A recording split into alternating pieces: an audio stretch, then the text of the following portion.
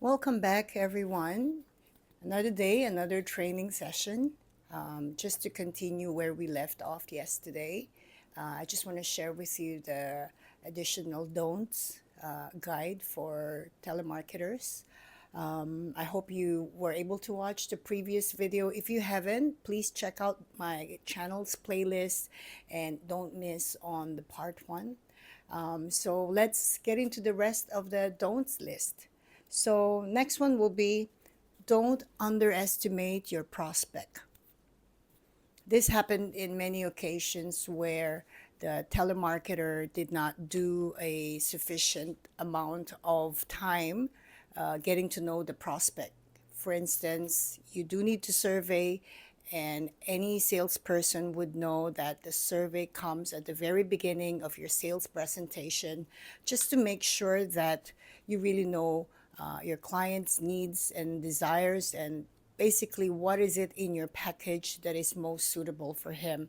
And I'm talking about if you're selling a car, insurance, hotel membership, and many others. So I'm fully aware that if I get a lot of information about my client, it really helps me to position myself on which benefit actually suits him. So again, if I don't do that, if I missed getting to know my prospect, I would end up making the mistake of underestimating what he's looking for. For instance, if you're selling a car, it could be a biggest mistake to not really know his what he's looking for, and so you ended up offering a model that is for you. You thought that's what he can afford, and for him, for all you know, he's actually looking for a much higher category,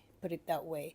So this is a very popular mistake of telemarketers. When we don't do our sufficient survey, we ended up walking in the dark and not really understanding what your client is capable of spending, capable of deciding. And like I said, this goes in any products or any services that you're telemarketing. And the next tip I want to share with you as well is don't rush your presentation. I've seen it before. I'm guilty of that. It happened to me before where I felt like the client was bored, or the client was feeling like, okay, I'm taking much of his time. If you experience that, please post your comment on that. Telemarketers have the tendency to feel like we are under time pressure.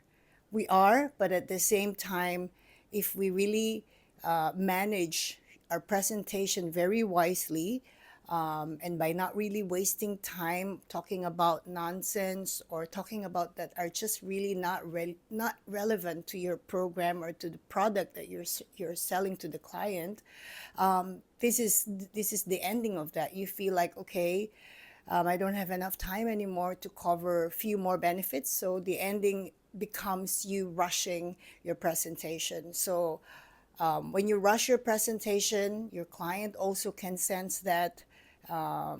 Go for a very quality based presentation.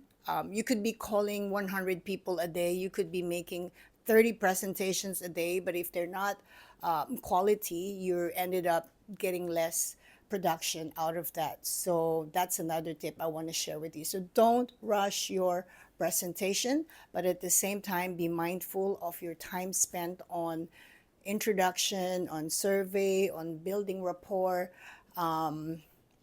Just manage your time, and you'll be all right. Now, the next tip I want to share with you is don't expect yes on your first close. So if you're closing, or trying to close a sale, don't ever expect that the first time you attempt to close, don't expect that the answer will be yes. Usually it's a no. In fact, when I was telemarketing, I remember my mentor, he kept saying, expect no for an answer. Because when you expect no for an answer, you're prepared for what's coming. Basically, if you expect that someone is going to say no, more or less you already prepare yourself to overcome that no. So don't expect yes on your first close. Next tip, don't badmouth competitors. Okay, this happens, whatever products, services, marketing, sales is a very competitive arena. We know that already as salespeople. We know the competition is so tough that sometimes there will be telemarketers who will resort to bad mouthing competitors. So I don't recommend that you do that. For instance, in your telemarketing activity and you're speaking to a client, and let's say, for example, the client mentioned that, hey, I'm also I also have an insurance program with this company, or I also have a hotel membership with that hotel. It could easily be it can be tempting to say, oh, don't like, I don't go for that hotel, or their product is not better, is not good, mine is better. That's not the right way to do it, because when you do that, you're giving a very ugly impression to your client, and you don't want to do that. You want to stay as professional, but at the same time, it comes down to, if you know the strength of your package, I guarantee you, you won't even think about that as an option if your client is comparing you with the other programs or the other products that he's comfortable or he's using currently. So my advice is, really be the best guru of your product. Really know what's so good about your package. Understand also how you can sell the not so strong features of your product. Because when you really know your product and your clients say, I have this package in another hotel or in another insurance company, what you can do is to first obviously acknowledge that in a positive way, because the fact that he is a member with another hotel, that means he has a lifestyle of going to hotels. If you say, yeah, I have insurance, or I have been using that insurance company for many years, that means there is a need for him to have an insurance plan. So it's a win-win situation. It's just really a matter of positioning yourself, how you can actually use that as an opportunity rather than an objection. So in many of the videos I'm preparing for you guys, we'll cover as well in separate video the objection script. So I don't want to overwhelm you with too many things in one video. That's why when I prepare the video materials for you guys, I do it by topic per video, so that if you say, okay, I need to refresh myself with the objection script, all right, there's a video allocated on that for you. So we'll get there. And finally, my last tip for you as one of the don'ts, don't shortcut your presentation. So earlier on, I mentioned don't rush your presentation. This is basically a common mistake when we actually shortcut our presentation. This is something that happens when you feel that the client is no longer engaged on the call. Sometimes on your telemarketing activity, you can sense if the client on the other line is still with you. And that's why it's very critical to be a very engaging telemarketer. When you're engaging telemarketer, you are guaranteed that the client is listening to everything that you're talking about.